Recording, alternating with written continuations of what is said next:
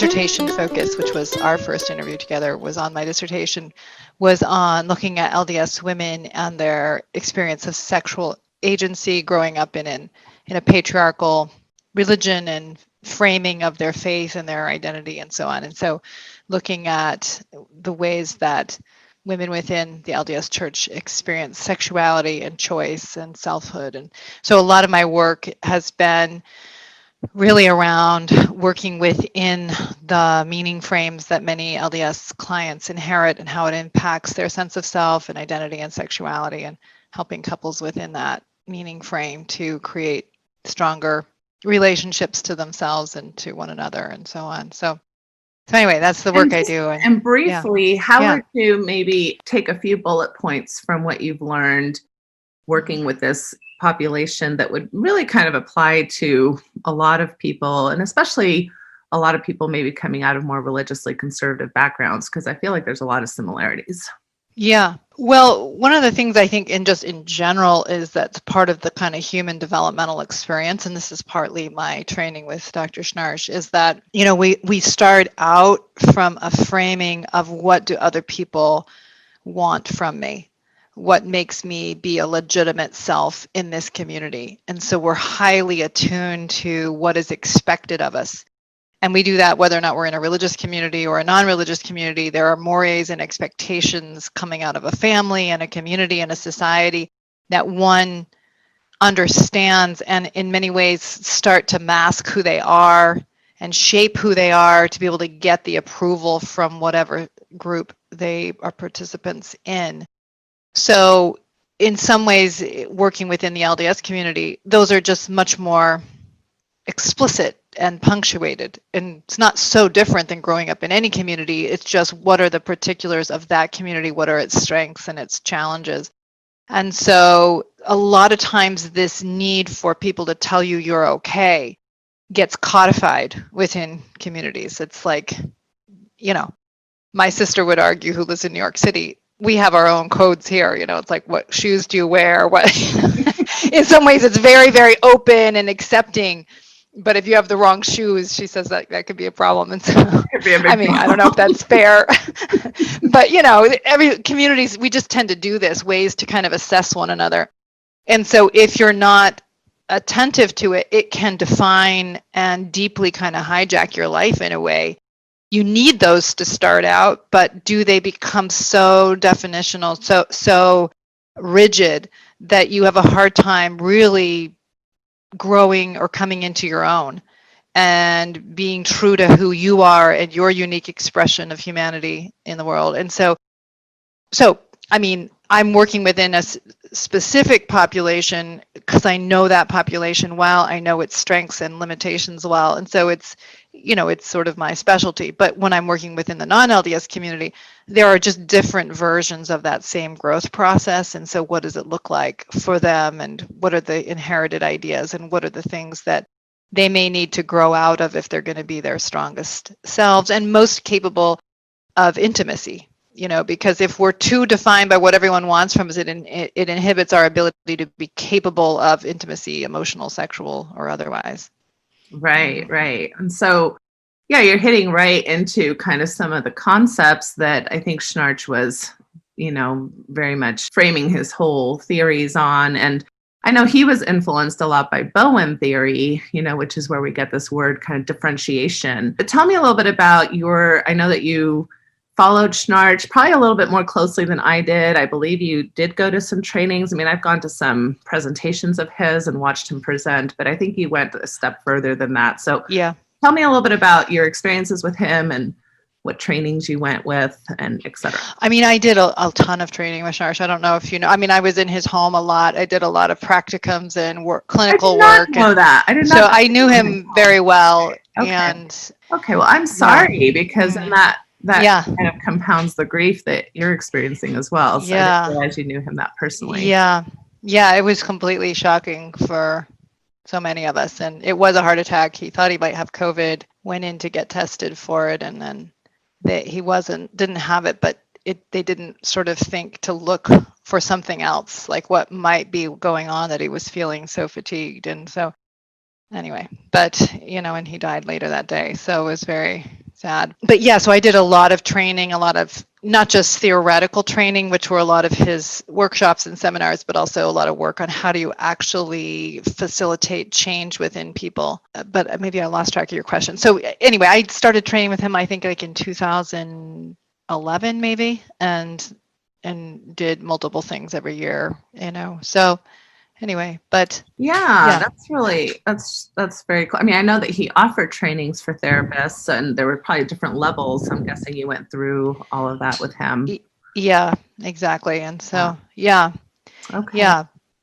But I feel like you asked another question. I can't remember what it was. No, that was the question. Like, what was your training like and your experience with him? I mean, I saw him present on 2 occasions. I never spoke with him personally or anything, but yeah. I mean, his trainings were very challenging, to be honest. I think that's in some ways why a lot of people didn't kind of do it at the higher level, because he was, it was really a rigorous kind of process to kind of look at yourself and look at your own challenges around differentiation and how to be more effective in both seeing what's going on in the dynamic between yourself and the client, between themselves and their partner, and how you can be a change agent. And so he definitely pushed his trainees a lot to kind of deal with themselves as much as their clients. And so it was very good for me. I mean, I have to say, I feel like I learned a tremendous amount going through some of the rigor of that way of thinking.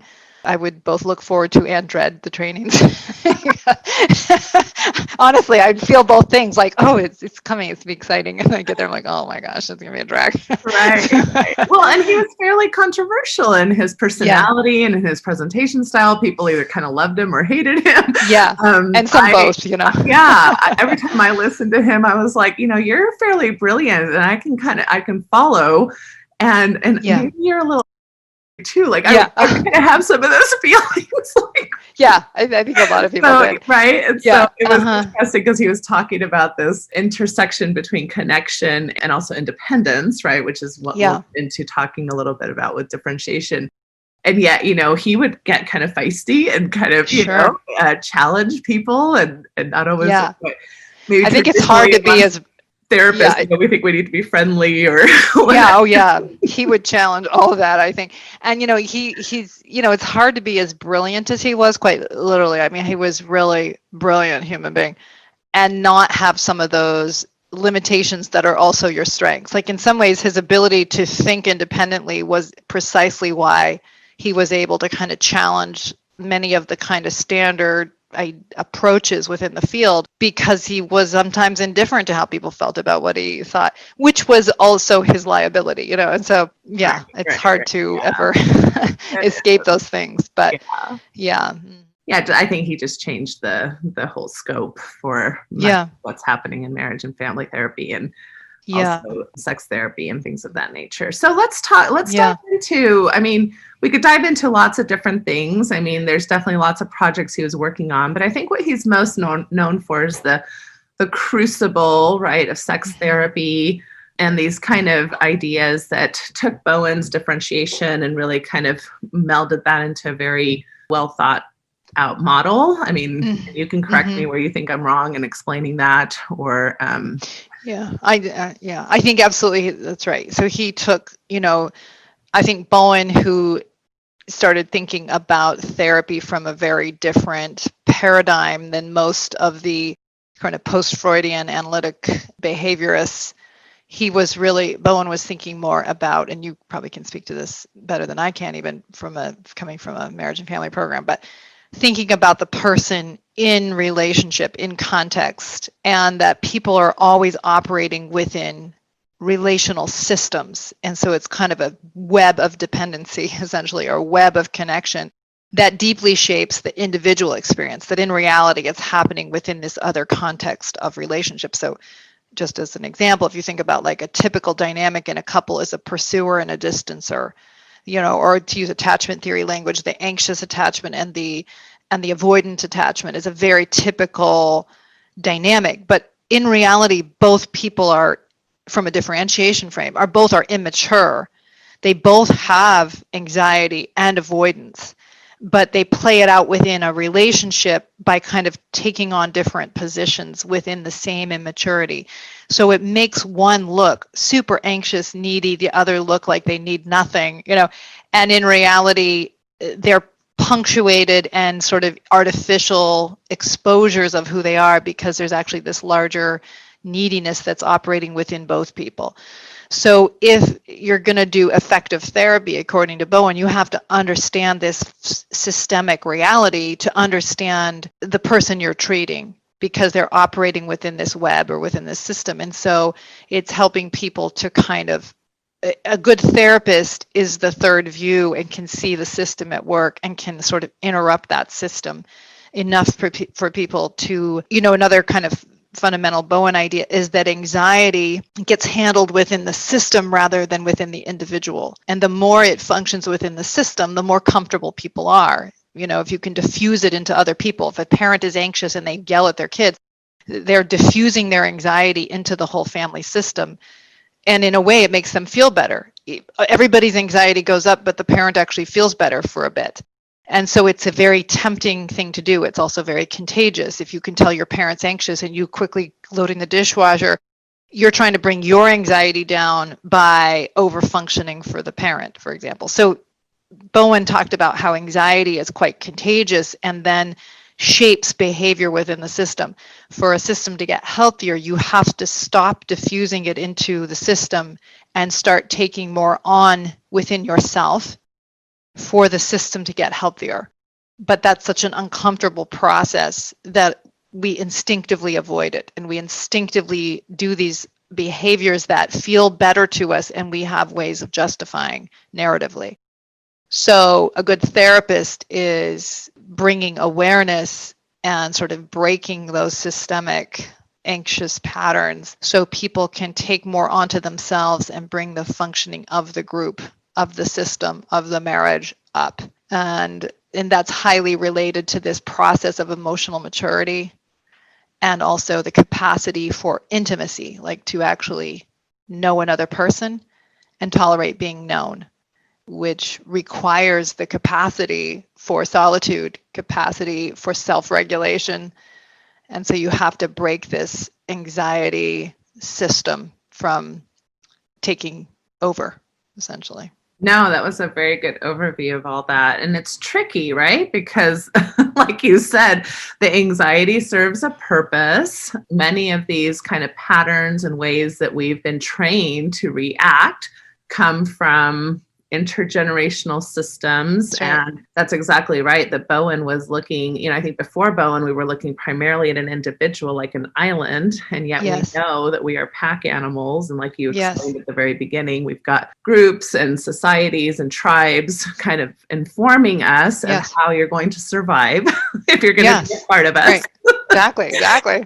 So, yeah. So this doesn't come, it's kind of like you're kind of fighting your own instincts in a way. Yes. I think instinctually we're just kind of, our instincts are interested in survival. I think emotional intelligence is interesting in thriving, which is much different than just survival. That's right. That takes skill and work and self-awareness and all these and courage. Courage. All these things that don't we come equipped with necessarily. That's right. It's more of a learned skill. Yeah. That's right. Awesome. And an invitation, into kind of our more courageous selves, our better selves, which I think therapists, church leaders, clergy, good presidents, they're inviting us into, good leaders are inviting us into our more courageous selves to kind of do the right thing that may not get the validation of the group, that may not get the reinforcement of the people around us, but in fact elevates the functioning of the individual and the group. But that's why moral development is a virtue, because it takes a kind of courage to not go with what feels best in the moment, but what ultimately serves you in the end. It's that, basic delayed gratification idea. So yeah, right. Well, and I think at the core, I took an entire semester to understand differentiation, as I'm sure, you did with Schnarch, talking a lot about these things. But at the core, if we could dumb it down, it's this It's this ability to, like you said, tolerate the anxiety that happens within a relationship, right? And I love Right. how you phrased it in the sense of, can I calm my anxiety enough to actually know you, not just the version Mm-hmm. that I want from you? Yes. And can I calm my anxiety enough to be known in order to Yes. show up and to actually Yeah. show myself? Because both of those things take risk. That's And right. both of those things can be really scary things. That's absolutely right. Yes. Exactly. Exactly. And so much of the reason, what Schnarch did was really kind of translate Bowen theory into sex and in how it impacts passion in marriages, how it impacts sexual relationships, how it impacts the capacity for intimacy. So that's really kind of what he did, was make that translation and that sort of focus, because the way he would say it is that kind of the ecology of desire and passion is a differentiation ecology. That is to say, the more you are trying to have people be in your back pocket, or you're trying to be what keeps your spouse happy with you, it's antithetical to intimacy. It's antithetical to passion, because it's like the anxiety is you want to sort of collapse into a kind of safety, but there's nothing new, authentic, real, honest, open. The desire is when there's this sense of a difference. There's a bridge to cross, there's something to pursue. And so the very thing that drives passion, we also resist. We want more reinforcement. Like the reason why the couple sitting at dinner that's at their 20th anniversary is only focused on how good the rolls are is because everything that they can agree on, they've already talked about, and they are bored with those things. And the things that are new and fresh about them are the things that create conflict. And so they kind of know how to navigate that to keep the conflict from happening, but there's nothing authentic or fresh or growing or real. And so we are in this duality of, I want the security and the safety of feeling you're my partner, but I don't want to be stretched, and I don't want to deal with who you are, and I don't want to expose who I am. And it's a process that pressures our growth that we instinctively step away from. And so that's why so many couples in marriage don't have a growing, passionate partnership, because they resist the process that would create it. Right. They would rather conform into the desire of stability. And we're Exactly. in that constant battle between two things we want. That's right. Stability and growth. passion. That's right. That's exactly right. Exactly right. Yeah. What gets you stability isn't necessarily going to get you passion. And what Yes. gets you passion isn't necessarily Yes. going to get you stability. Exactly. And I think any system that thrives handles that tension well.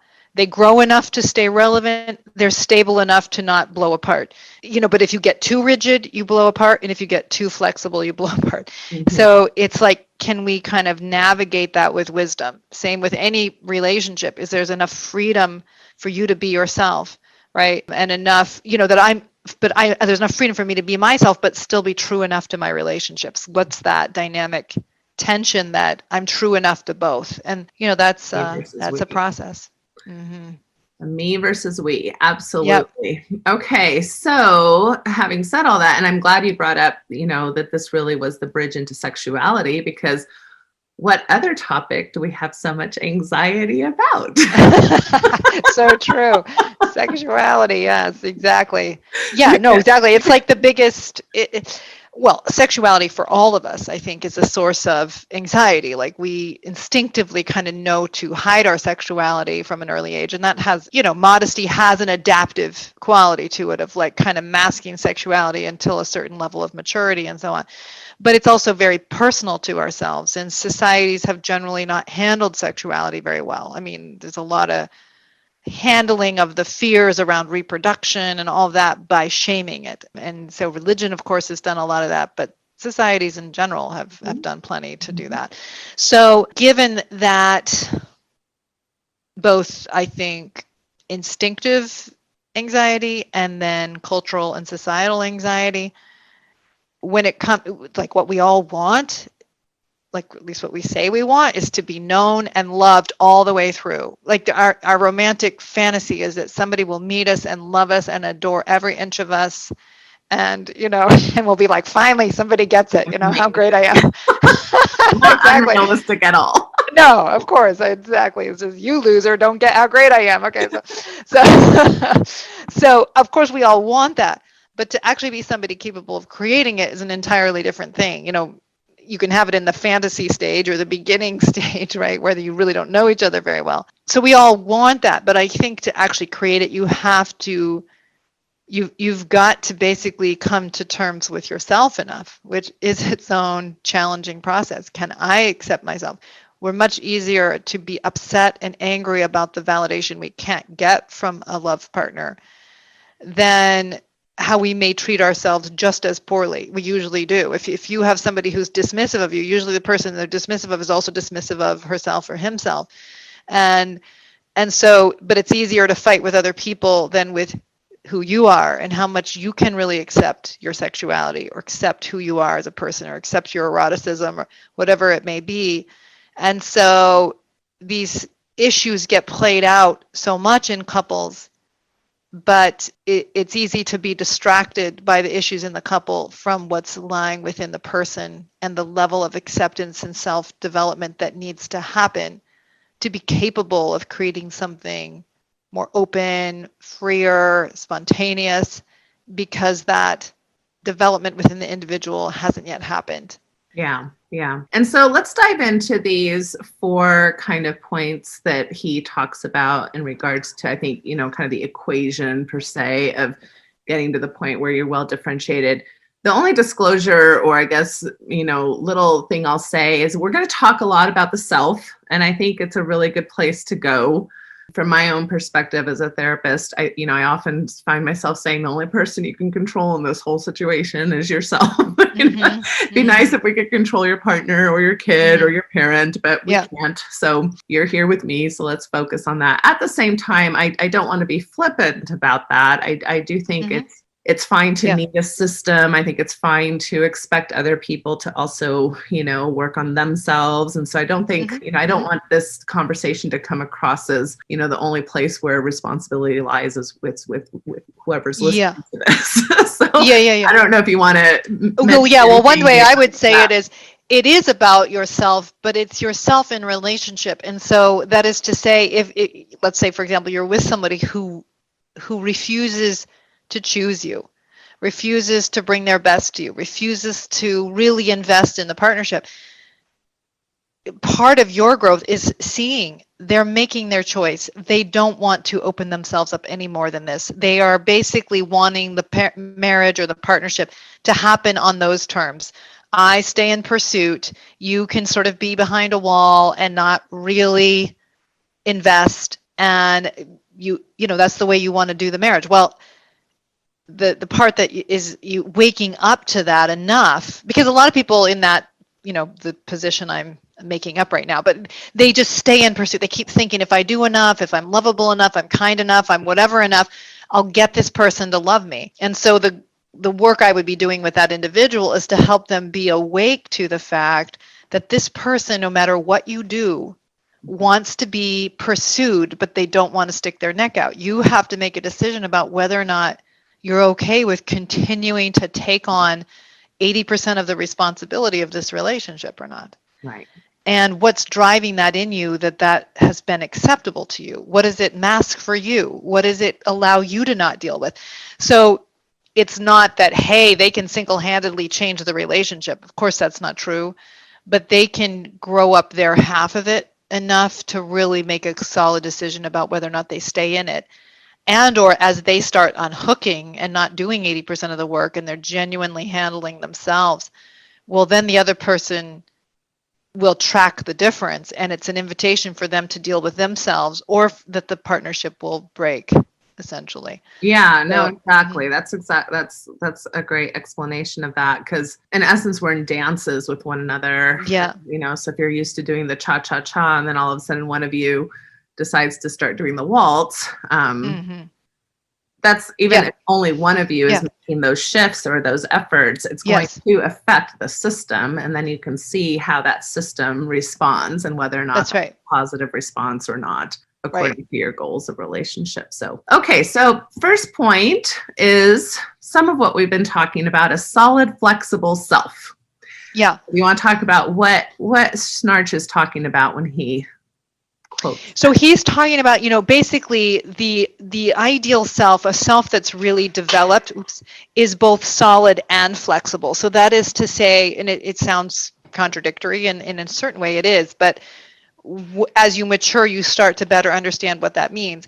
It's solid enough that there's a kind of integrity in it. There's an honesty in it. There's a congruity in it. Like a person that's not solid is like a chameleon. They kind of, for the one version of it, is they kind of fold into whatever other people want them to be. They think jokes are funny when they're with a certain group. They think other things are offensive when they're with another group. So they're always shape-shifting. Solid is there's something more internally driven, internally determined, that is consistent and congruent.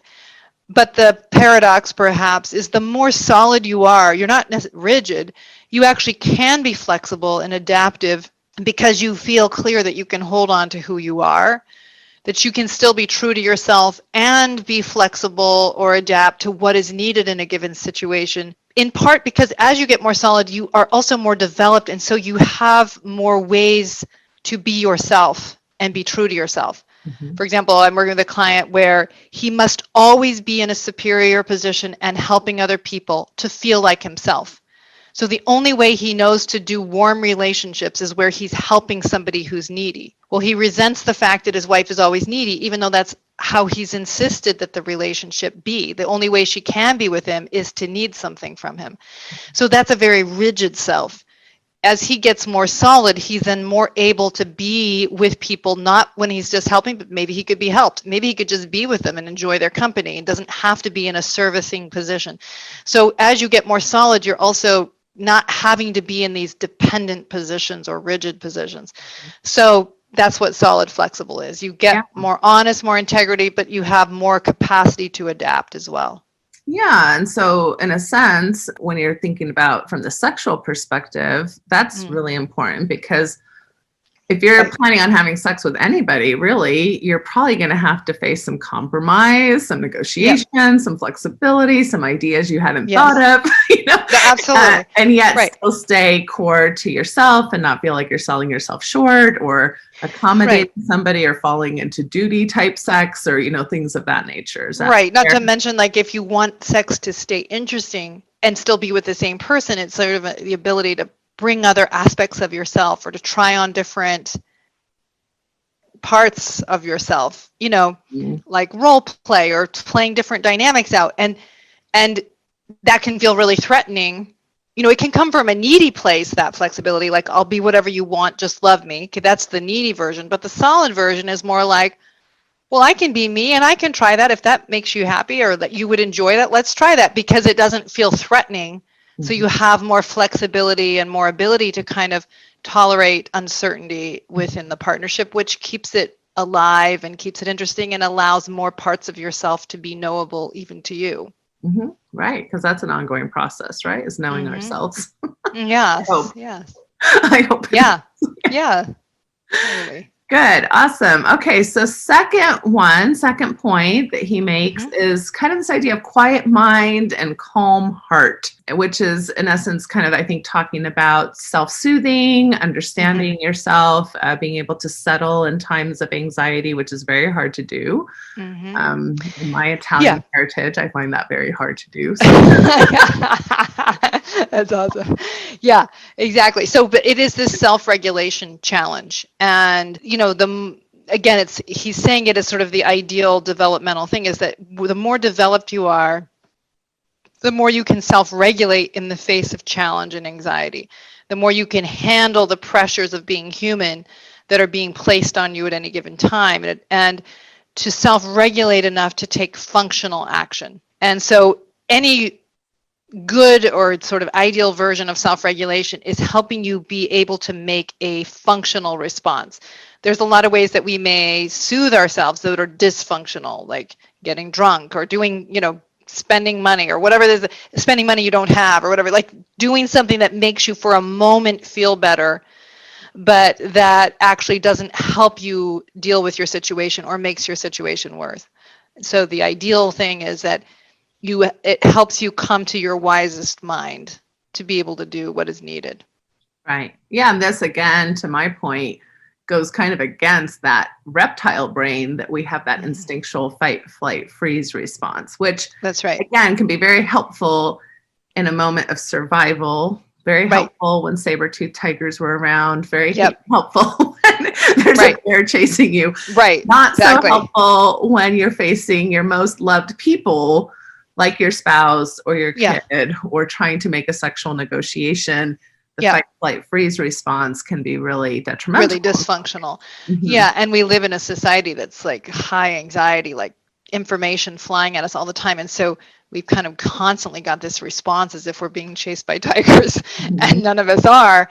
And so we have a sort of mismatch between sort of our biological predisposition to keep us alive and kind of the society we live in. So, this effort to learn how to quiet the mind is very, very important for living life well during this information modern age. Yeah. And why I think mindfulness has been such a popular concept in the last decade. I think it absolutely really has taken off. I think that there's some community wisdom that we all kind of get, that we probably need to slow down, that we need to quiet our minds. We are kind of in an information overload type of time in human evolution. Unprecedented. Unprecedented. Yeah, really hard on us. A lot of mental health issues this year especially. Yes. Anyway, for so many reasons. But, just part of it is anyway, I don't need to get into that whole conversation, but the overload of information and sort of trying to get people's attention by, high headlines that grab your attention, and there's just constant, and people can never find their peace anymore without a deliberate disconnect from that world. So it's very, very challenging. Yeah, exactly. And I think that does affect our sexuality too, just from the perspective of disconnecting, just finding the time to be sexual sometimes. Yeah, right. Or to be really in touch with that erotic energy, that eros energy. When there's so much anxiety, it really does push against that energy of sort of expansiveness and aliveness, which is so fundamental to good sexuality. Yeah. Okay.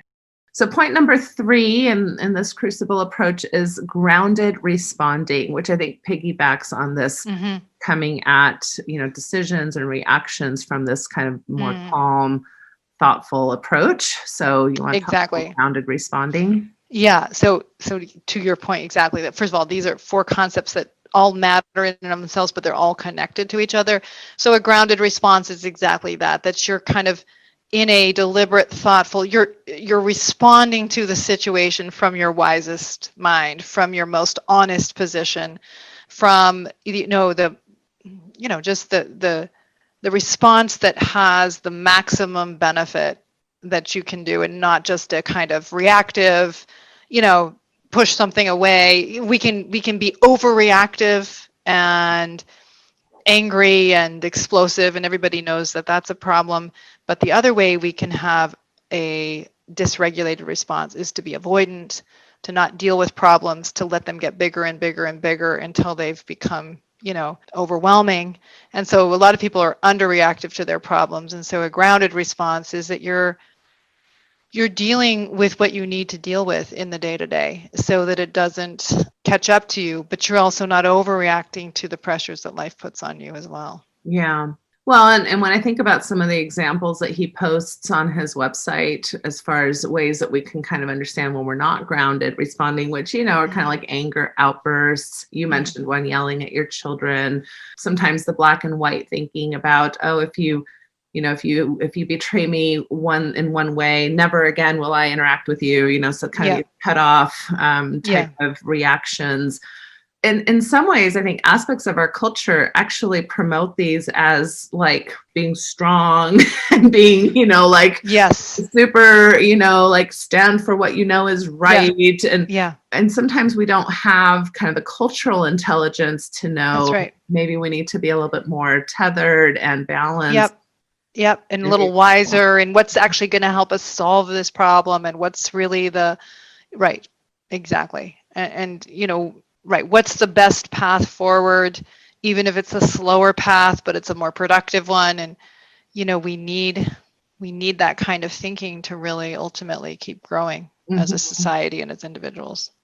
And I see this a lot, really, going back to the cultural piece, I think being promoted in sexual issues, so a lot of the languages, sex addict or frigid or, once a cheater, always a cheater, or, we just have a lot of cultural messaging that really teaches over response to sexual anxiety or even behavior, even if it was maybe a mistake or incorrect, where it's very black and white thinking. I can't tell you how many people come through my office just like this one thing happened and I'm considering divorce, or we've got the divorce papers drawn up and very reactive, That's right. these things, which makes then sexuality in general, again, it increases all that anxiety because, well, I can't really be honest with you about my sexual needs or behaviors or ideas because, boy, if you really knew me, going back to knowing me, you may not want to be with me, and I don't want to take that risk. Right. We have kids together. We have a house together. We have finances. Right. So this, it's amazing sometimes how bad human beings are at understanding what they don't want to understand, what scares them. I mean, like how good we are at not listening. Right. And, like sometimes I've worked with people where they're like, I don't know why she never wants to have sex with me. I don't get it. What's her problem? What's her problem? It's like, well, have you ever asked her why? No, I mean, worrying about this for 15 years. No, I've never asked her that. Like, well, that might be a good place to start, like to find out and really find out, not in a like, what's the matter with you? Why don't you want to? But like, what's it like having sex with me? What do you like about it? What do you not like about it? Right. We're terrified sometimes to know. And I'm saying that in this kind of lack of a grounded response, which is we can judge. I see people are like, oh, my spouse is this and that. And therefore I'm cutting them off because I don't want to understand why they've made the choices they've made. I don't want to understand why they want what they want or how they think. I've also seen people do it in terms of, oh, I'm just here to forgive. I'm just going to forgive. It's also a high reaction because I don't want to actually look at what happened and have to really think about what am I choosing and can I be okay with choosing that? So it's a way of trying to stay blind, like you were saying earlier. We want intimacy, but we don't. We want validation and reinforcement, but do I really want to know you and you know me? No, I don't. Because that's much scarier, as you said. It really pushes us to confront, can I really let myself be known? But can I tolerate knowing you and all the ways that you're different than me and you want different things and you think things in ways that I don't think about them? I mean, that's not for the faint of heart. So a lot of people talk to me about how they want intimacy and I'm like, no, you don't. You clearly do not. And I don't entirely blame you. It's scary. Yeah. It's a scary thing, right? Well, and I think that as you're talking, I'm thinking about the sexually fragile ego. I think that we've been trained to be very sexually fragile. Oh, 100%. So in other words, if I really ask you and you say, well, I don't necessarily like the way you touch me or thrust in me or, kiss me in this way. Right, exactly. It's like a foundational rejection. Yeah, exactly. I'm not a good lover. Yeah. Exactly. That means you hate every part of me. Right. Exactly. Right. I'm true. hideous. It's so true. Instead of understanding that we all have ways we could improve our skills. Plus, we all come with different tastes and we all like different things, but we don't have that knowledge. Again, that community knowledge. Nobody has taught us how to say something like you just said. It seems so simple, right? Like, why don't you want to have sex with me? That's like a simple thing. Yeah. Well, exactly. I think that's true. We don't have any training on that or very little. And I think it's also true, I mean, in people's defense, if that's the right way to say it, is that how to say it. It is also a developmental thing. Like, can I really handle knowing how I'm experienced in such an intimate way? Like, it's our most vulnerable part of ourselves for men and for women. Mm-hmm. So to have somebody start saying, I'm not crazy about, it's like, it's just, it's not just that we don't have much language. It's that it's so core to who we are. Mm-hmm. And so, and we've been given those messages. I mean, as women, for example, how many times have we gotten a message that we're supposed to look a certain way or act a certain way to be considered sexy or sensual? And men, the same thing. It's like, you've got to be, in charge, and you always got to know what you're doing, and you're going to turn her on, and then it's all heteronormative, and it's all like, kind of very rigid. And so even if you fall out of those boxes, then what? It's a mess. It's a hot mess. It is. It's hard. Really hard. We're normalizing that having grounded responding in the sex world is hard. So we're on your side. Yeah. Exactly. And I would also say, the more courage you try and have of saying, I'm going to ask that really hard question, you'll really get the reward of it ultimately. I mean, not at first. It might be like, she thinks I'm too aggressive when I kiss, like I get. But if you can kind of calm your anxiety and really listen, well, then you have a chance of actually becoming a better kisser. You have a chance of actually creating something that is genuinely more desirable. So, but you always have to kind of sacrifice your ego for that growth. And again, it takes courage. But people really do reap the rewards of it. I've seen over and over again, when they'll kind of tolerate that invalidation, well, then they end up getting more validation. That's something Schnarch would always say. The more you need validation, the less you get. And the opposite is true. Mm-hmm. The less the more you're willing to sacrifice validation for what's true, the more validation you ultimately do get. Yeah. And I'll second that in my experience as well. So, all right, getting to the fourth and final point of balance, is what he calls it, is meaningful endurance. So I think that that's an important concept in kind of a world where we want a lot right now. Yes. We want this fixed right now. So talk about what he means by meaningful endurance. Well, I mean, development is a process. I mean, we very much live in a world where we want things. Sometimes people will sort of be aware of what they need to do and achieve and change, and it can feel pretty overwhelming. And in some ways, it's kind of tolerating that that's what human development requires, is this process of habitually trying to keep coming back to something over and over again until you've really forged the neural pathways and really created another possible path and another capacity within yourself, and to both track and understand the changes that you've been making while keeping an eye towards where you want to go. And that just takes a lot of self-regulation and courage and vision. And, it's a wonderful thing to watch people do that.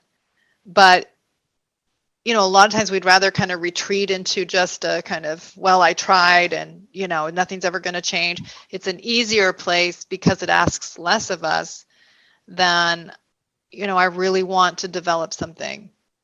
Yeah. A client said recently, I have to change this. I can't go to the grave and not have changed this part of myself that's caused me so much pain and that has caused others pain. And, it's that kind of commitment. And I will do what I have to do day after day after day to get better at this, including tolerating when I fail and picking myself back up and doing it again. Yeah, I love how you just described all that. I mean, my general theme to tell people, well, how do I change this? How do I do this? And I'm like, the answer is simple yet hard. Yep. It's practice and consistency. Yep. That's pretty much it, right? But at the same time, it's much harder than that, because of course, what we fail to recognize is that the way that we're doing things is a practiced and consistent approach. That's right. Right. That is a practiced and consistent approach.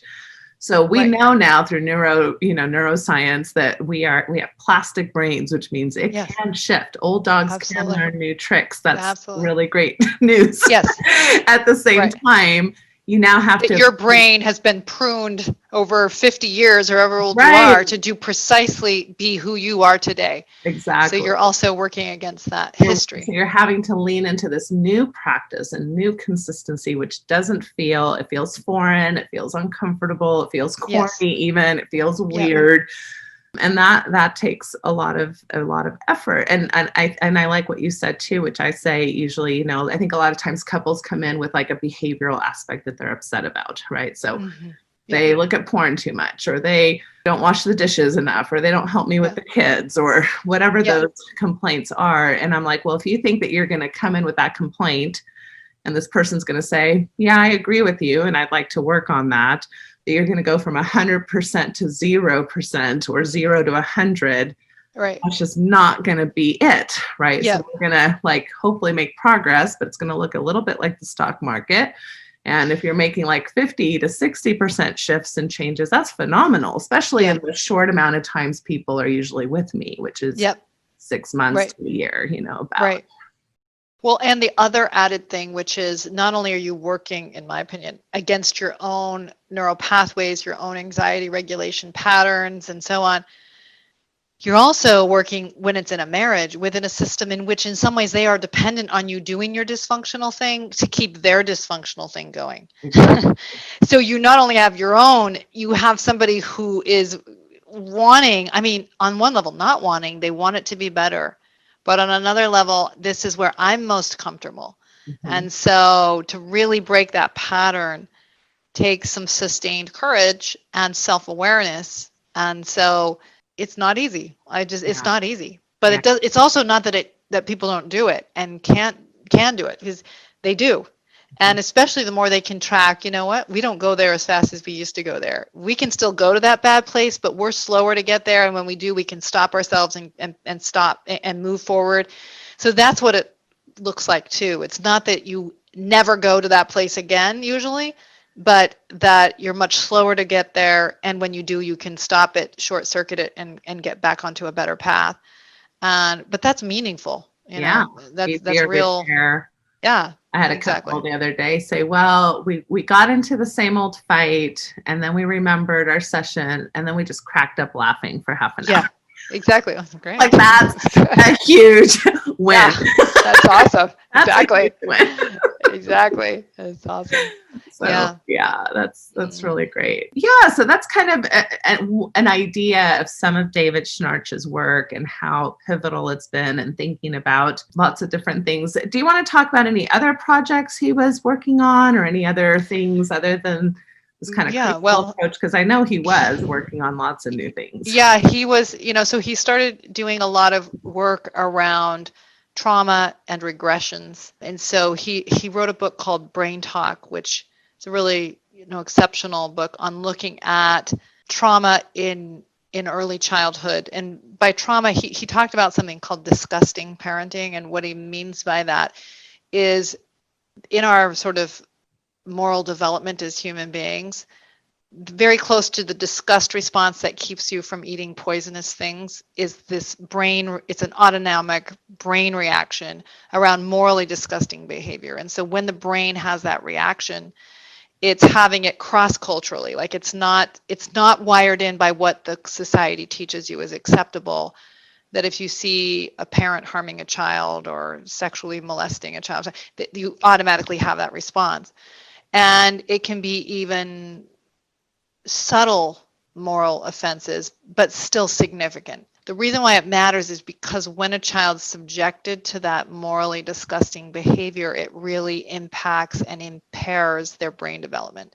Mm-hmm. So they learn how to self-regulate within a system that kind of is short-circuiting. And this is not like the technical words, but that's basically what's happening. And so he did, Brain Talk is really a book around helping people to see the ways that this may have happened in their lives and what impact it had, where they have blind spots in their relationships, blind spots to themselves, blind spots to their parents, that their brain was sort of couldn't handle the anxiety of seeing what was there, and so would kind of create a meaning that would sort of stabilize the anxiety, but then was impairing. So it's just there's been a lot of good work in the field of trauma, but I think it was just a valuable look at sort of the neurological experience, what's going on. He drew a ton from neurological research that's happened, not so much psychological theory, but more what's in the science that already exists. And then also just finished a book right before he died on brain regressions and kind of what's happening when people go into a regression. That's sort of maybe what people in the trauma would talk about as fight or flight, or when you're kind of going into this reactive, triggered place where your brain functioning goes down, your ability to see what's true goes down. You're in that kind of brainstem response, and how to treat regressions and how to kind of help people pull themselves out of a regressive place. But anyway, I haven't read that book. It's not been published yet. He just finished it. Yeah. Mm-hmm. So they'll be that, yeah, or pushing that posthumously. Yeah. Okay. yeah.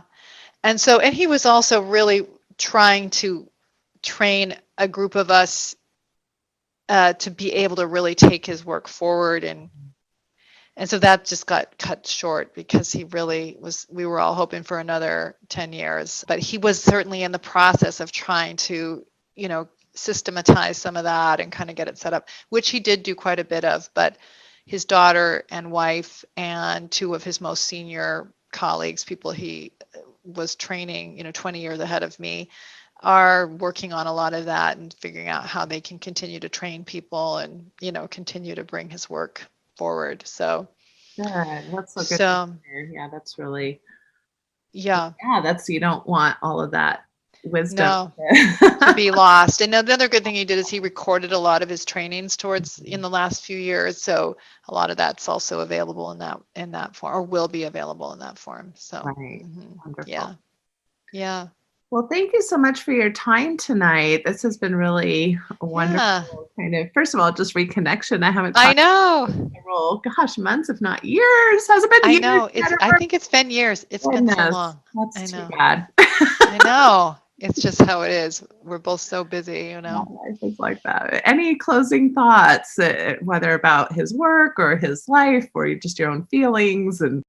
Well, he really shaped my life a lot. He really did. He, the first time I ever heard him was at it used to be called the Family Networker, but now it's Psychotherapy Networker conference that I went to like a year after I'd been married. And I just walked into his presentation. I hadn't read anything by him. I just heard him speak. And I remember thinking the way he thinks really resonates with me. Like, I really want to follow his work. And I was just I was doing my PhD at that time. I had kids. It was many years before I started to really follow him, but he said something at the time, which was, it was just an idea about the capacity to really receive someone's love and care without trying to control it and manage it. And I was only married a year, but in reality, I really knew I'd married someone who really loved me, and I kept trying to kind of stay in control of it because it was scary to me to let it be real. Like, I was afraid that men ultimately didn't really love women, that men ultimately, that's sort of what I had seen with my own father. And so I knew that I was kind of being cheap in a way in my response to my spouse. And so it was just an idea, but it kind of pierced me and just kept staying in my head. And it made me really confront some things in myself and what I was doing in my marriage, and that I had to stop it for his sake, for my sake. So it made a big difference. It did. It was a period of growth for me just in that one idea. But so many of his trainings were that for me. I could come away from them and be like, I think I'm a pretty good person, but now I'm wondering, am I as good as I think? And am I really being fair in this way? And just kind of pushing me a lot to keep growing and seeing myself more honestly, and the kind of clinical work I was doing, and just, I still have plenty of spaces to grow, and all that continues to be true. But I feel like he really helped me, just through the trainings themselves, help me see parts of myself and get clearer and cleaner about it. And so I'm grateful for all of that, for sure. Yeah. Thank you for being so vulnerable. That's beautiful. I would mirror a lot of that. I think it had a similar impact on me. when I read Passionate Marriage, it was like, wow, how controlling are we taught Yes. to be about each other's sexuality, and this idea that, I can only accept if your sexuality, if I'm comfortable, Yeah, right. look inward All too. that.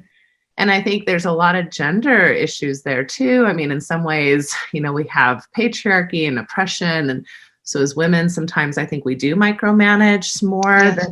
because as a response to that, Yes. kind of power differentials that are there at Yes. times.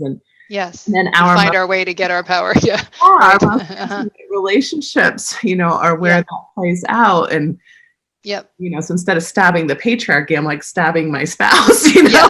Right. and so Exactly. it's so Yeah. kind of tragic and yet understandable. And so I felt similar to you, very challenged in a good kind of healthy Yeah. way to Yeah. look a little deeper at what was I Yeah. doing and where were those ideas or feelings coming from. And Right. yeah, it was helpful. Absolutely.